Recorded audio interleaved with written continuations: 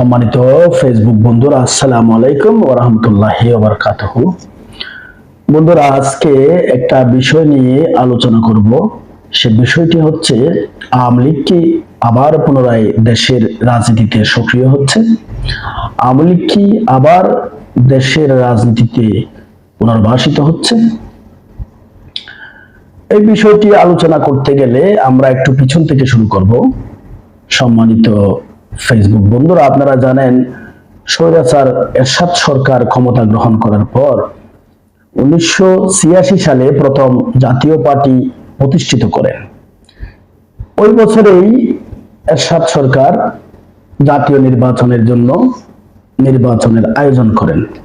ওই জাতীয় নির্বাচনে এরশাদ সরকারের সাথে নির্বাচনে যান আওয়ামী লীগ দল হিসেবে। আওয়ামী লীগ জাতীয় পার্টির সাথে প্রতিদ্বন্দ্বিতা করে। ওই নির্বাচনে জাতীয় পার্টি সরকার গঠন করে।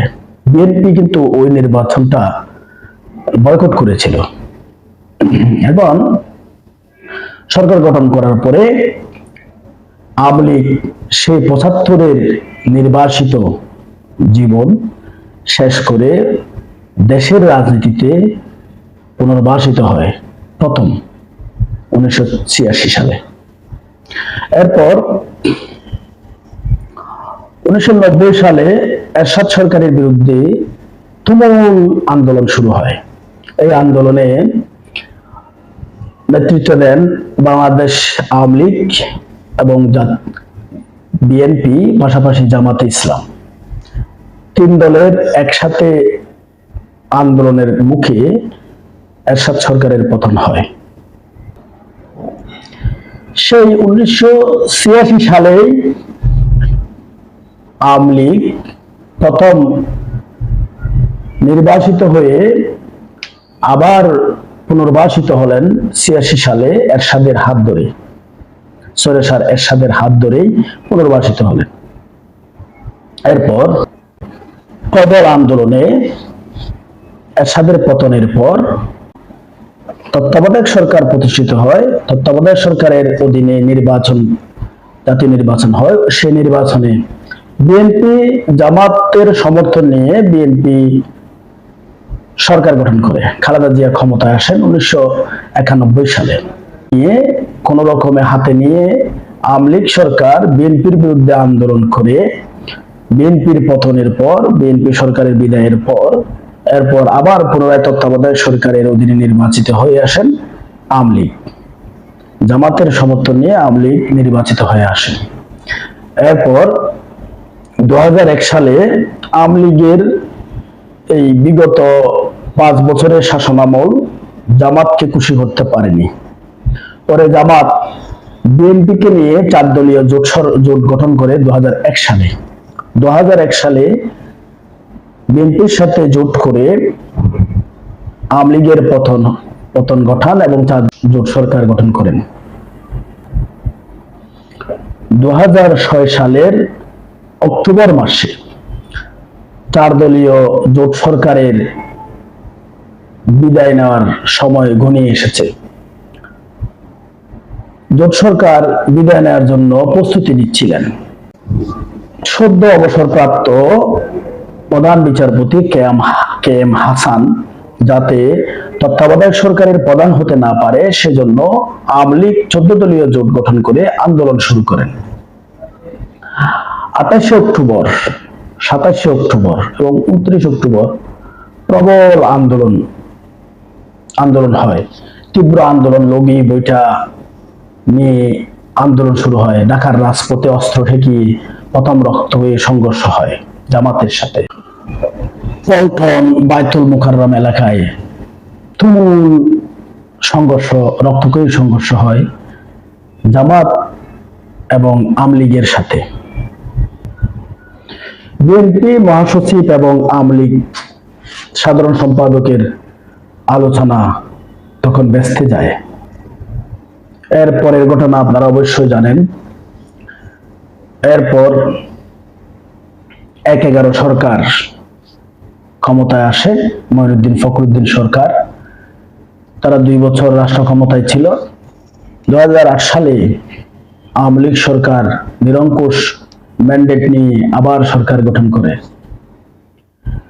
সরকার গঠন করার পর থেকে দীর্ঘ 16 বছর বিরোধী দলের সাথে খুবই অত্যাচার আর নির্যাতন চালায়। পাশাপাশি আপনার 2009 সালে 57 জন সেনা সদস্য হত্যা, শাপলা চত্বরে হেফাজতে ইসলামের নেতাকর্মীদের হত্যা, এরপরে কোটা সংস্কার আন্দোলনে ছাত্র জনতাকে হত্যা, নিরাপদ সড়ক ছায়া আন্দোলনে কোমলমতি শিশুদেরকে হত্যা, সর্বোপরি সাম্প্রতিক বৈষম্য বিরোধী ছাত্র আন্দোলনের শত শত ছাত্রদেরকে গুম, খুন, হত্যা, নির্বিচারে হত্যা, চরম মানবাধিকার লঙ্ঘনের নিদর্শন স্থাপন করে আওয়ামী লীগ সরকার। মানবাধিকার লঙ্ঘনের চরম সীমায় উপনীত হওয়া আওয়ামী লীগের 5ই আগস্ট চরমভাবে পতন হয়। সরকার প্রধান পালিয়ে নিকটবর্তী প্রতিবেশী রাষ্ট্র ভারতে আশ্রয় নেন।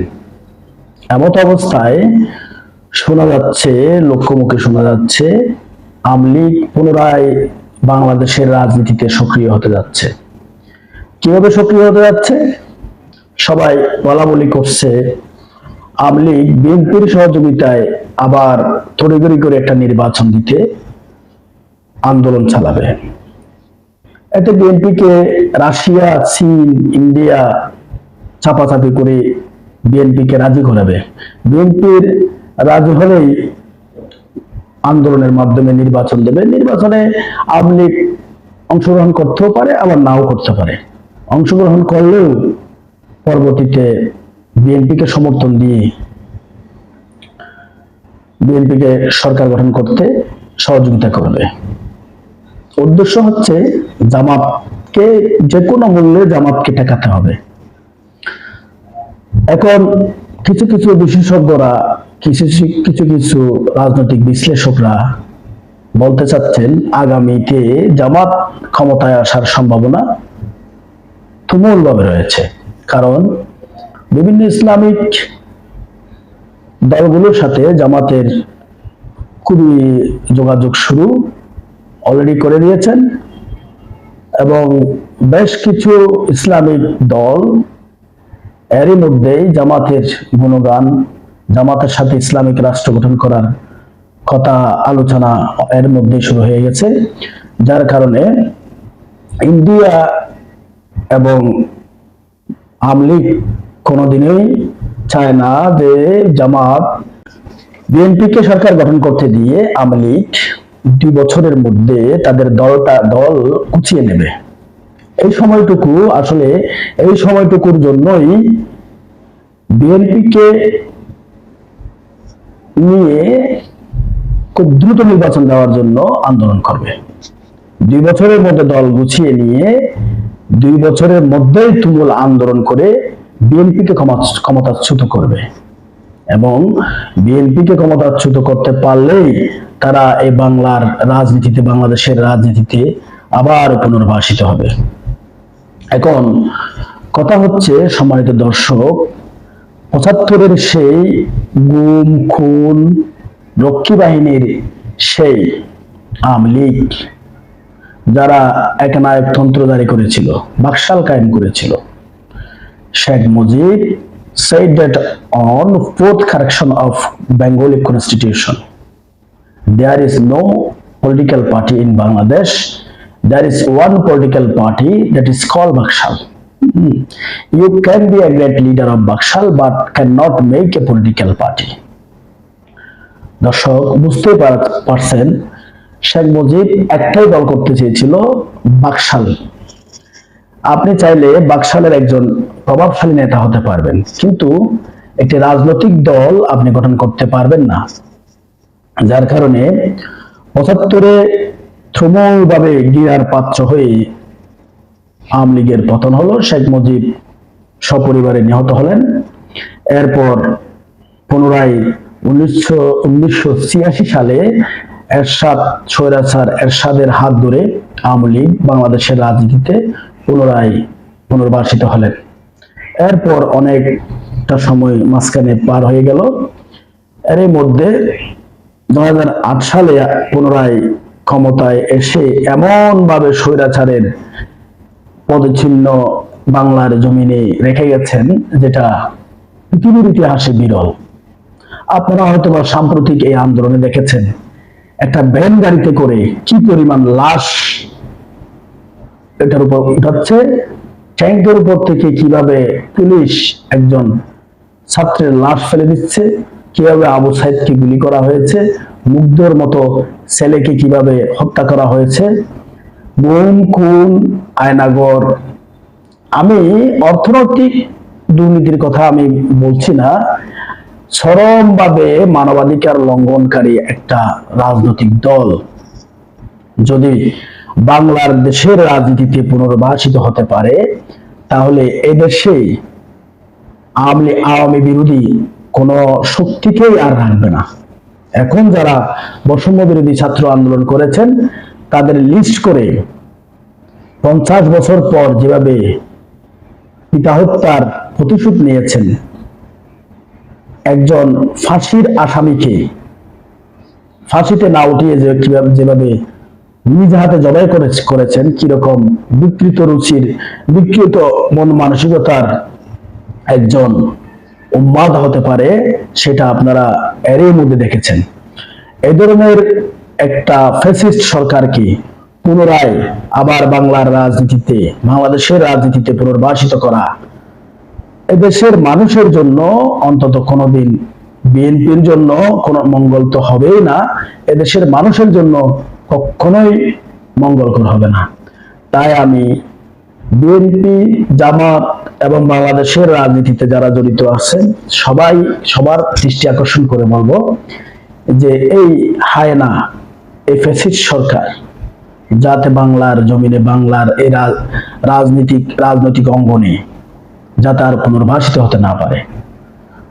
সবার জন্য সুস্বাস্থ্য কামনা করছি।